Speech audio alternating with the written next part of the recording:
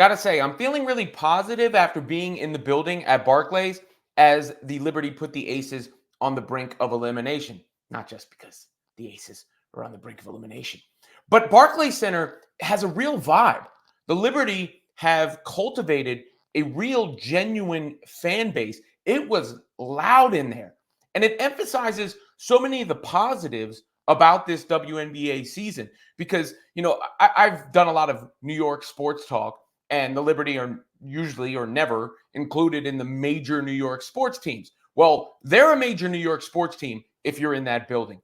And they have had a major season. Obviously, last night they played great. It got tight late, but Sabrina Ionescu was nails. She came through, and you have to celebrate how good Sabrina has gotten, how much she has improved. She really has no holes or no flaws in her game, a complete player at this point. And when you have Sabrina and you have Jonquel Jones and you have, of course, Breanna Stewart, you're going to be a problem. And the Aces are facing a problem now because I just don't think this is their year. Asia Wilson didn't finish late in the game. Becky Hammon was angry with her team and really called them to task after in what sounded a bit like a concession speech. And it's feeling more and more like the Liberty are headed for a WNBA championship. But take you through some of what happened there and some of what went on last night. When I said Becky Hammon frustrated, this was early in the game. She looked to be tearing into Kelsey Plum amongst other players very early in the game, just lighting into them on the sideline, clearly very angry. She said in the post-game press conference that was because they were allowing too many layups. That was basically her reasoning for that taking place.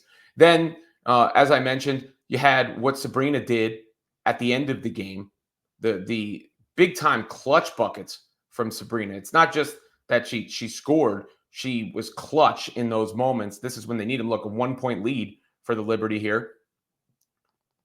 Gets the dribble handoff. She's really strong going to her left. She went to her left and finished with the right. And then again, this game is tied. A minute 20 left. Here comes Sabrina. Pull up. Bang. That, mid-range pull up. Those are the money-making shots. When everything else is taken away and you got to get to those spots and make a bucket. And Sabrina obviously did right there, which is just part of her growth and her evolution. And the building went crazy. The building went crazy. There was the late miss layup by Asia Wilson I referenced where everybody misses a shot, but this is a chance to tie the game. I was surprised. I'm watching it live. Like, oh, that didn't go in. Chance to tie the game with 20-something seconds left. She gets the baseline. She misses. Asia was not privileged enough to be able to put that one in the basket that time. And after the game, as I said, Becky Hammon was not too happy with her team. And again, to me, it felt like a concession speech in a sense. She was basically laying the groundwork for the team's elimination. What are you saying to your team in that moment? And just related to this is a two-time defending championship team. This is a team that obviously knows what it needs to do. Why is it not happening on this in a way it didn't in either 22 or 23 playoffs? Well, quite frankly, we haven't had the edge all year. We found it the last month. I feel like we've gained a lot of ground, but the feel was different from the jump. And this is why three-peating is hard. Let's be real. Like, the whole league has been pissed off for the last 8 months, and my players are in commercials and this and that and being freaking celebrities, and you get distracted. That's why it's hard, because human nature is distracting. And conversely, you think about the Spurs. I do all the time. The Spurs with the Miami Heat.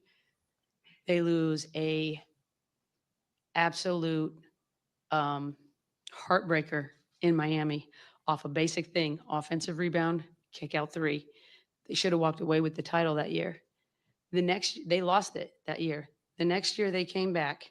They came back with so much drive, so much discipline, so much focus that there was no way somebody was beating them in 2014. I mean, that ball was popping. but they took a huge loss. Liberty took a huge loss last year. And I liken it to that a little bit, where they had it, they felt like they had it, and we walked away with it. Um, I did think we were the better team, but we were dealt a really freaking tough hand last year in the finals, losing Chelsea and Kia. So I'm sure they feel like something was stolen a little bit. Um, at the end of the day, in 2 years, we've won here one time, game 4. Other than that, they've kicked our ass. So was that not her just saying the Liberty are going to win the championship? If you remember, I mean, she's right about that Spurs and Heat series. The Heat won, and probably they were going to bring the championship trophy out to give it to the Spurs, and you had the Ray Allen 3 that everybody knows about. The Heat go on to win Game 7. The Spurs wiped them off the map the next year, and that was the end of that Heat era. That's when LeBron wound up going back to Cleveland.